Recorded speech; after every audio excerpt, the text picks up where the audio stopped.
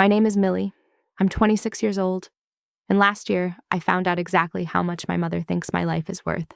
According to her, it's worth a lot less than the price of a dead dog's parade. I remember standing in my kitchen on a Tuesday morning. The sun was hitting the floor tiles. I was drinking my coffee, thinking about my rent. Then I opened my bank app. My heart didn't just drop. It stopped. My balance was gone. In its place was a negative sign that looked like a scar on the screen. There was a pending charge for $5,000. The name on the transaction was Eternal Rest Pet Services. I stared at the number. $5,000. That was my rent. That was my car payment. That was 3 months of my life. My hands were shaking so hard I spilled hot coffee on my wrist, but I didn't even feel the burn. I just saw the red notification light on my phone, blinking like an alarm. I called my mother. I didn't even say hello. I just asked her why she did it. "Oh, Millie," she said. Her voice was light and airy, like she was talking about the weather. Buster deserved a royal send-off. He was the only one in this family who truly loved me. I went to the service because I loved that dog. I grew up with him. But when I pulled up to the funeral home, I didn't see a quiet memorial. I saw a circus. There was a horse-drawn carriage waiting at the curb. It was white with gold trim. Inside was a tiny, silk-lined casket that probably cost more than my first car. My mom stood on the steps in a black lace veil. She looked like she was auditioning for a movie. When she saw me, she didn't hug me. She just pointed at the carriage. Isn't it beautiful?" she whispered. "I put it on the emergency card. This is an emergency of the heart, Millie." My stomach turned into a knot. I felt sick. I felt small. I looked at the 50 people she had invited, half of whom had never even met Buster. And I realized this wasn't about the dog. It was a show, and I was the one paying for the tickets. I didn't scream then. I didn't make a scene. I just stood there in the rain and felt something inside me go cold. They thought that funeral was the end of the story. They thought I was just the daughter who would keep quiet and keep paying. They had no idea. I wasn't just losing a dog that day. I was losing a mother. And I was going to make sure she felt every single cent of that loss. I wasn't always the woman who could look her mother in the eye and call her a thief. At 10 years old, when I was just a girl who wanted a best friend. I remember the day we got Buster. It was a Saturday in October. The air was crisp and smelled like fallen leaves. My dad had driven us to a local farm. I saw this tiny golden ball of fur hiding in the corner of a wooden crate. He was the runt of the litter. He was shaking. When I reached out, he licked my finger, and that was it. I named him Buster on the ride home. In those early days, Buster was my shadow. He slept at the foot of my bed every single night for 16 years. When I cried over math homework, he rested his chin on my knee. When I had my first heartbreak at 16, he stayed awake with me until 3 in the morning. He was the most stable thing in my life. Because my home life, that was never stable. My mom has always had what she calls expensive taste. The problem is, she's never had the bank account to match it. I remember being 12 and watching her cry at the kitchen table because the power had been shut off. My dad was working 2 jobs, but it was never enough. Why? Because my mom had spent the utility money on a pair of designer sunglasses. "I need to look presentable, Millie," she told me back then. She wiped a fake tear away. "You wouldn't want people thinking we're poor, would you?" That was her favorite weapon. Shame. She used it to keep us quiet. She used it to keep us in line. When I graduated college and got my first real job in marketing, I felt like I had finally escaped. I moved into my own apartment. I had my own bills. But then, 3 years ago, my dad left. He just couldn't do it anymore. He walked out and my mom's world collapsed. She didn't have a job. She didn't have savings. But she called me every night, sobbing into the phone. "I have no food, Millie," she'd wail. "The cupboards are bare. I'm going to starve in this house all alone with the dog." I felt that old weight of shame in my chest. I wanted to be a good daughter. I wanted to be the person who stepped up when things got hard. So I did something I now realize was the biggest mistake of my life. I sat her down at her kitchen table. I took a spare credit card out of my wallet, my emergency card with a $5,000 limit, and I put it in her hand. "This is for emergencies only, Mom," I told her. I looked her straight in the eyes. "Groceries, electricity, Buster's vet visits, that's it. I've linked it to your Amazon account so you can order what you need, but you have to tell me before you use it." She squeezed my hand. Her eyes were wet. "You're an angel, Millie. You're the only one who cares about me. I promise I'll only use it if I absolutely have to." For the first few months, it seemed fine. A $40 charge at the grocery store, a $30 bill for the water company. I felt proud. I thought I was helping her get back on her feet. I didn't realize I was actually building a cage for myself. I didn't see that I was giving a shark the keys to my blood bank. I thought she loved me. I didn't realize she just loved the access. The funeral wasn't a one-time mistake. It was the finish line of a race my mother had been running for years. Once she had that card, the definition of the word emergency started to change. It started small, like a leak in a pipe, until the whole house was underwater. About 4 months after I gave her the card, I was checking my statement. I saw a charge for $212 at a high-end specialty market across town. My mom usually shopped at the discount grocer around the corner. I called her, thinking maybe someone had stolen her phone. "Mom, did you spend $200 on groceries today?" I asked. "Oh, yes," she said, sounding annoyed. "I needed the basics, Millie. Don't be so dramatic." I drove over there that evening. When I opened her fridge, I didn't see milk, eggs, or bread. I saw 3 different kinds of imported French butter, a jar of $40 honey, and a box of hand-painted chocolates. "Mom, this isn't food," I said, holding the honey. "This is a luxury. This card is for when you're hungry." She snatched the jar from my hand. "I was hungry for something nice. My soul is hungry, Millie. You have a big job and a fancy life. You wouldn't understand what it's like to be stuck here with nothing but the dog." When I turned 24, my Aunt Susan sent me a card with $100 in cash. I left it on my mother's kitchen counter while I went to the bathroom. When I came back, the card was open and the money was gone. I looked at my mom.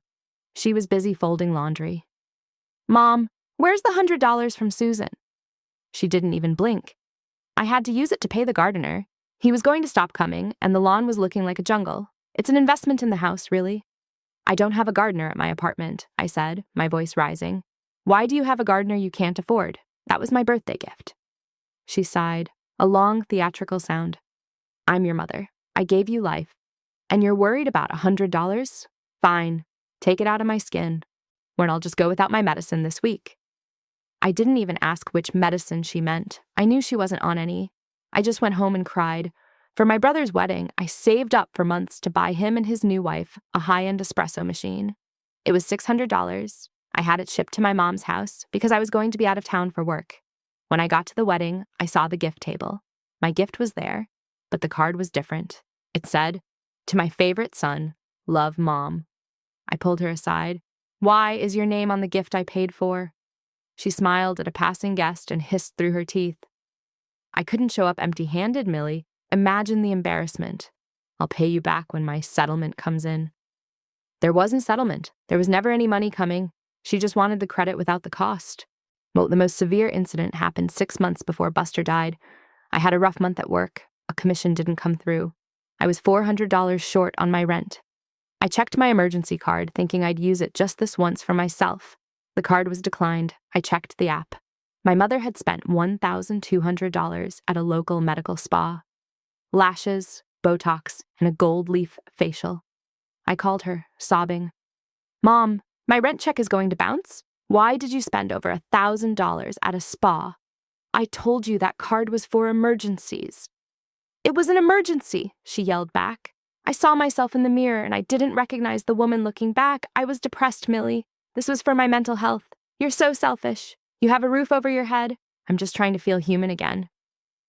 I had to borrow money from my best friend to keep my apartment. My mom never apologized. She just sent me a selfie of her new look and asked if she looked younger. Then Buster got sick. He was 16 and his kidneys were failing.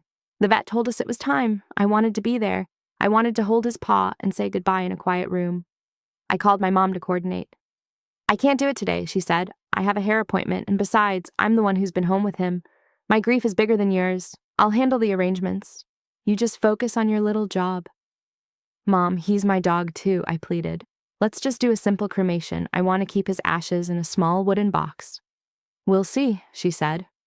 That was the last time we talked before the funeral charges hit. For weeks, she had been acting like a widow. She stopped answering my texts about Buster's health, Mike saying she was too overwhelmed by the weight of the end. She wasn't overwhelmed. She was shopping. She was at the funeral home, picking out the $1,800 silk-lined casket. She was talking to the stable owner about the white horses and the gold-trimmed carriage. She was ordering 200 custom-printed, in loving memory programs on heavy cardstock. While I was at work, grieving my childhood best friend, she was using my credit card to plan a party for herself. Every time the funeral director asked, "Would you like the premium package?" she didn't think about the dog. She didn't think about me. She just thought about how the neighbors would see the carriage coming down the street. She wanted the world to see her as the woman who loved her dog more than anyone else. She wanted the status of a grand mourner, when she knew exactly whose pocket to reach into to buy the costume. She had spent years training me to accept her needs as emergencies. She thought I was broken in. She thought I was a permanent source of funds that would never run dry. She had no idea that the $5,000 funeral was the final drop that would break the dam. She didn't realize that when she bought that horse-drawn carriage, she was actually driving herself right out of my life. The day of the funeral, I felt like a ghost in my own life. I stood on the sidewalk as that $1,200 horse-drawn carriage rolled slowly toward the cemetery. People were actually stopping their cars to look. My mother walked behind the carriage, head bowed, dabbing her eyes with a lace handkerchief that I'm sure I also paid for. The reception was even worse. And she had rented a local hall and filled it with photos of Buster, but in every single photo, she was the focus. It was Mom and Buster at the park, Mom and Buster at Christmas. I wasn't in a single one. I waited until the last guest left. My feet ached and my head was pounding. I walked up to her while she was sipping a glass of expensive wine. "Mom," I said, my voice low. "I saw the charges, $5,000. I can't afford this. The bank account is empty. I need you to help me pay this back. We can sell the casket or find a way to refund the hall." She didn't let me finish. She set her glass down with a sharp clack and laughed. It wasn't a mean laugh. It was worse. It was a dismissive, "You're so cute" kind of laugh. "Millie, don't be so tacky," she said, smoothing her black dress. "Family doesn't put a price on love. Odd, Buster was a member of this family. Are you saying he wasn't worth it?" "I'm saying I can't pay my rent, Mom. This wasn't an emergency. This was a party." She leaned in close. I could smell the wine and her heavy perfume. "You are being incredibly selfish. You have a career. You have your whole life ahead of you. I have nothing but my memories, and you're trying to ruin the one beautiful thing I've done for him. Honestly, Millie, I expected more from you." Something inside me went very still. It wasn't like a glass breaking. It was like a light being switched off. For years, I had lived in the noise of her drama. I had lived in the heat of her guilt trips. But in that moment, the noise stopped. The heat vanished. I felt a cold, sharp clarity wash over me from head to toe. My hands stopped shaking. My heart slowed down to a steady, icy beat. I didn't yell. I didn't cry. I didn't try to explain the math of my bills anymore. I realized that I wasn't talking to a mother who had made a mistake. I was talking to a thief who thought she was entitled to my life. She didn't see me as a daughter. She saw me as a bank that didn't have a right to say no. "You're right, Mom," I said. My voice was so calm it actually made her blink. "I shouldn't let money get in the way of what's fair." She smiled, thinking she had won. "I knew you'd understand, honey. Now, help me pack up these floral arrangements." "No," I said quietly. I picked up my purse and walked toward the door. I didn't look back. I didn't wait for her to ask where I was going. That night, I didn't go home and cry. I sat in my car in the dark parking lot, opened my laptop, and logged into my bank portal. For the first time in my life, I stopped trying to be a good daughter and started being a witness. I didn't sleep that night. I sat on my sofa with the blue light of my laptop screen burning into my eyes. For years, I had been afraid to look at the numbers. I was afraid that if I saw the truth, I'd have to do something about it. I'd have to face the fact that my mother was a predator. But tonight, the fear was gone. It had been replaced by a cold, hard resolve. I opened a blank spreadsheet. I titled it The Emergency Card. I started with the funeral. I downloaded the itemized receipts from the Amazon account I'd linked for her. $1,800 for a Grandeur Series pet casket. $1,200 for Royal Equestrian Transport. $450 for floral tributes. $800 for the hall rental. Or $750 for catering and commemorative programs. The total for one afternoon of my mother's performance was $5,000. Then I started scrolling back. I went back 3 years. I spent hours copying and pasting. Every time I saw a charge for a luxury item disguised as a necessity, my stomach did a slow, painful roll. $120 at a wine boutique. $300 at a high-end department store. $85 for designer dog collar Buster never even wore. By 4 a.m., I had the final number at the bottom of the sheet. Since I had given her that card, she had drained a total of $22,000 from my life. $22,000. That was my down payment for a house. That was my safety net. That was the money I had earned by working 60-hour weeks while she sat on her porch and called me selfish. I stared at the number until my eyes blurred. But I wasn't just sad anymore. I was horrified. The next morning, I called my bank. My voice was steady. I asked to speak to the fraud and dispute department. I need to dispute a series of charges, I told the agent. Specifically, a $5,000 transaction from Maternal Rest Pet Services. The agent, a woman named Deborah, sounded sympathetic. Was your card stolen, ma'am? I hesitated for a second. This was the moment. If I said yes, I was officially declaring war. If I said no, I was handing my mother another $5,000. The card was used without my authorization for these specific amounts, I said. I gave the individual access for emergency groceries and utilities only. I have a written agreement, a text thread, stating that all charges over $50 must be approved by me. These were not. I see, Deborah said. We will need to open a formal investigation. Since the amount is high, we will require copies of those communications and a statement. If we find that the merchant was paid using a card that was used outside of your permission, we can initiate a chargeback. Do it, I said. For the next 2 weeks, I lived a double life. I didn't block my mother yet. I wanted her to think everything was normal. I watched her Facebook posts. She was posting photos of the funeral every single day. The most beautiful send-off for my best friend, she wrote under a photo of the carriage. It cost a fortune, but love is priceless. So grateful I could give him this. The comments were full of people praising her. You have such a big heart, one neighbor wrote. A true animal lover, said another. I sat in my office and watched the likes climb. His every like felt like a slap in my face. She was building her reputation using my rent money. 10 days later, I got the email from the bank. Case resolved. We have found in your favor a temporary credit of $5,000 has been applied to your account. The merchant has 30 days to protest, but based on the evidence of the unauthorized nature of the luxury spend, the credit is likely to remain. I saw the balance in my app jump back up. I felt a weight lift off my chest, so heavy I actually gasped for air. I had my money back. But I knew the merchant, the funeral home, would now be calling my mother. They'd want their money, and they'd want it now. I called my best friend, Sarah. I needed to know if I was crazy. I got the money back, I told her, but now the funeral home is going to go after her. They'll probably send her to collections. Weiss, she'll lose her mind. Sarah didn't hesitate. Millie, look at me. Well, listen to me. She stole from you. She didn't just borrow it. She took your ability to survive so she could have a parade. That's not a mother. That's a thief in a black veil. You aren't hurting her. You're just stopping her from hurting you. She's planning a death anniversary dinner, I said. A 1-month memorial. She's invited the whole family. She thinks she's the queen of grief. Are you going? Sarah asked. Oh, I'm going, I said. I looked at the folder on my desk. It contained the printed bank statements, the highlighted luxury charges, and the text messages where she promised to only use the card for food. I'm going to bring the entertainment. I spent the next few days preparing. I didn't just want the money back. I wanted the truth out. That my mother had spent decades telling the family that I was the difficult one, the cold daughter who didn't care about family. She used her poverty to get sympathy from everyone while I paid for her wine. I made copies, 5 copies of the spreadsheet, 5 copies of the luxury receipts. I felt a small flicker of doubt. Is this too much? I asked myself. Should I just walk away and never speak to her again? Then I got a text from my brother.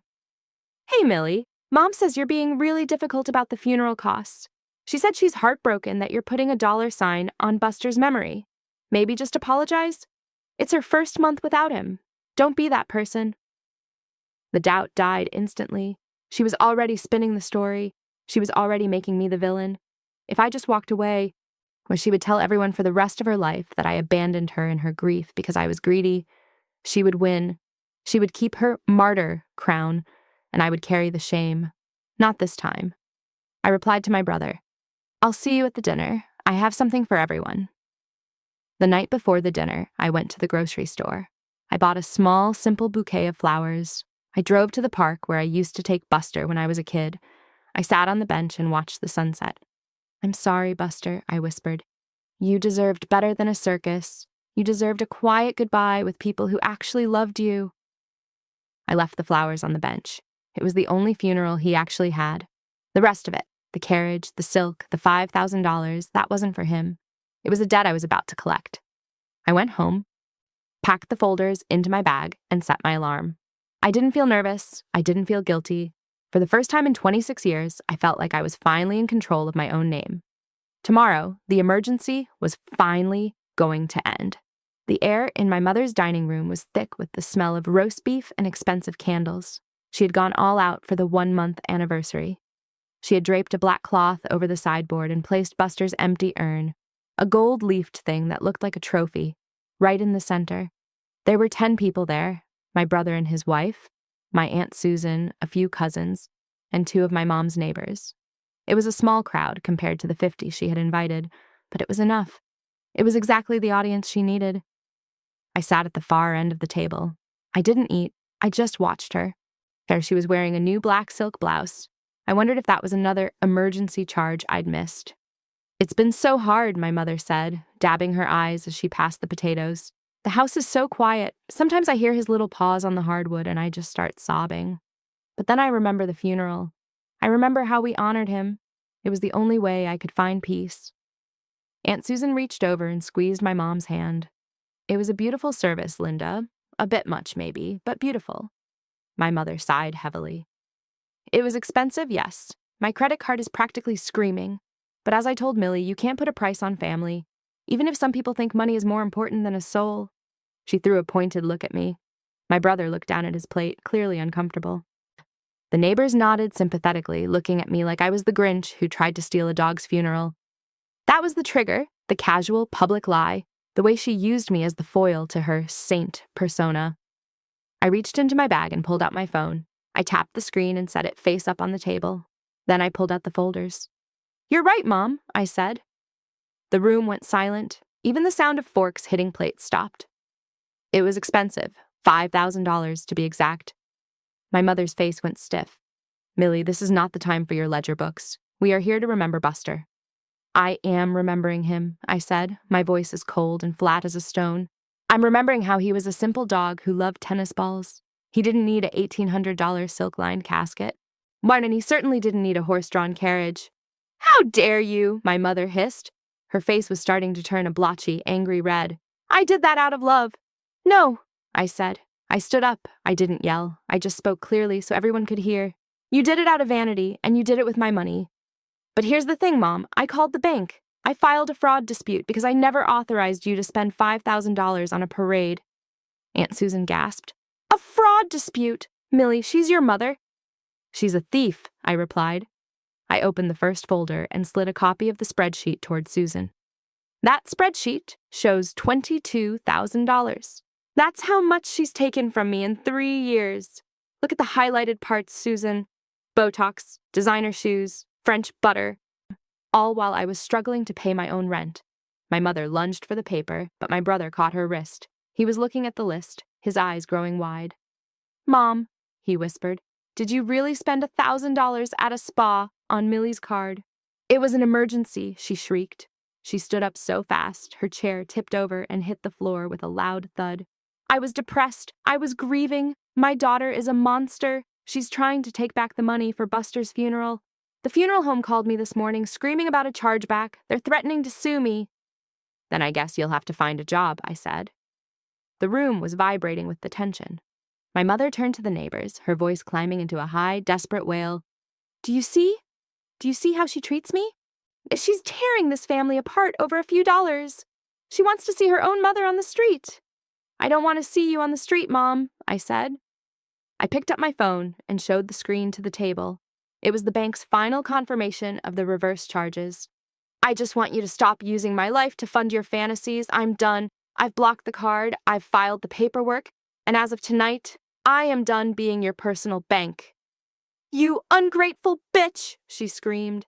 She grabbed a glass of wine and threw it. It didn't hit me. It hit the wall behind me, staining the wallpaper a deep, ugly red. The silence that followed was absolute. Aunt Susan stood up, her face pale. She didn't look at my mother. She looked at me.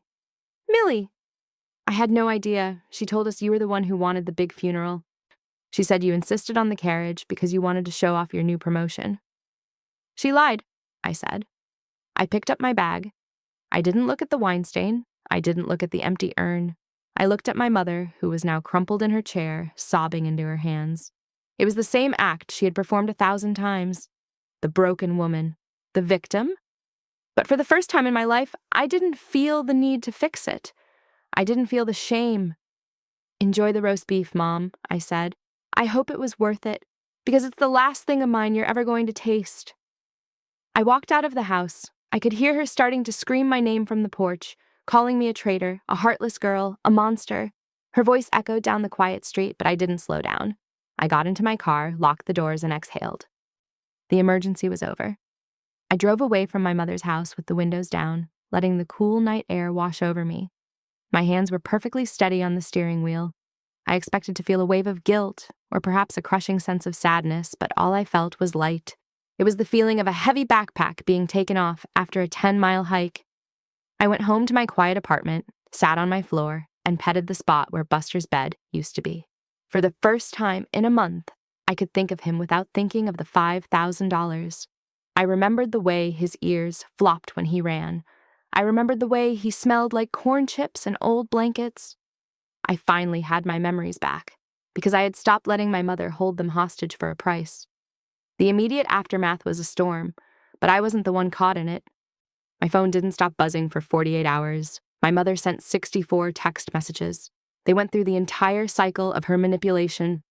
First came the rage. "You are a disgusting thief. You stole that money back from a dead dog." Then came the victimhood. "The funeral home is threatening to take my house. Is this what you want? To see your mother homeless?" Then came the fake health scares. "My chest hurts. I think the stress of your betrayal is giving me a heart attack. I'm going to the hospital, alone." I didn't reply to a single one. I didn't even read the last 30. I just archived the thread and blocked her number. A week later, my brother called. He sounded exhausted. "She's a mess, Millie," he said. "The funeral home sent a demand letter. She tried to get me to pay it. But I told her I don't have $5,000 just sitting around. Aunt Susan won't talk to her either. The whole family's whispering about that spreadsheet." "Good," I said. "They should know where their donations were actually going." "She's telling everyone you're the reason she's going to lose everything," he sighed. "She's really leaning into the martyr thing. She's even started telling people that you hit her at the dinner." "Did you believe her?" I asked. There was a long pause. "No. I saw the wine on the wall, Millie. I saw who threw what. But it's sad, you know?" "It is sad," I agreed. "It's sad that she'd rather be a victim than a mother. But I'm not paying for the script anymore, Greg. If you want to stay in that theater, that's your choice. But I've left the building." 6 months later, I was sitting in a small cafe downtown. I was looking at my savings account on my phone. For the first time in my adult life, the number was growing. I wasn't living in fear of a sudden $200 emergency charge for French butter or a $1,000 spa day. I bought myself a pastry and a coffee, and I didn't feel a single spark of anxiety about the cost. I heard from Aunt Susan that my mother had to sell her car to pay off the funeral home and the legal fees. She's taking the bus now. She tells everyone who will listen that her wealthy, cruel daughter stripped her of her dignity. But the most haunting part, the part that tells me I made the right choice, is what she does every year now. Buster's death anniversary came around again recently. She didn't just send me an invitation, she posted a public event on Facebook. She called it the Feast of the Faithful Companion. She invited the entire neighborhood, the family, and even her old high school friends. No one went. My brother told me he drove by her house that night to see if she was okay. He said the house was dark, except for the flickering light of a few candles in the dining room. She had gone to the bakery and bought a giant, multi-tiered funeral cake, the kind you'd see at a large wedding. It was covered in black frosting and sugar roses. She sat at that same dining room table, the one where she threw the wine at me, and she ate. She sat in the dark with Buster's empty gold urn as her only guest, and she ate that cake alone. She wasn't mourning the dog. She was mourning the audience.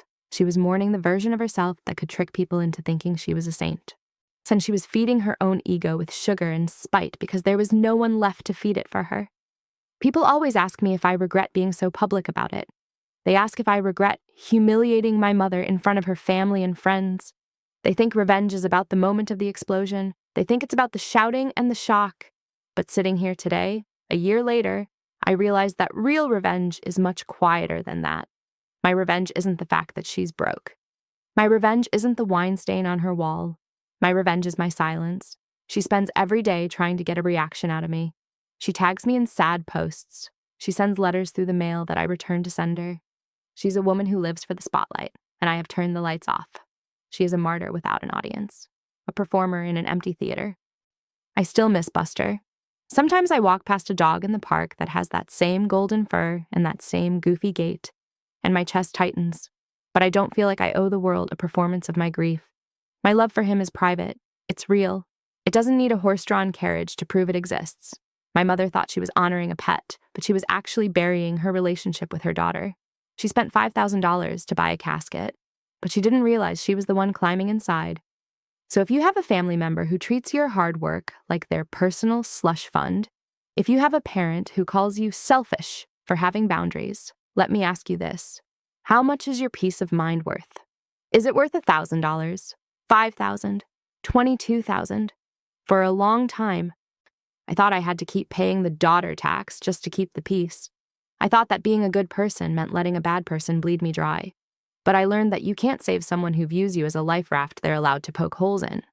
I didn't destroy my mother. I just stopped being the one who paid for her to destroy herself.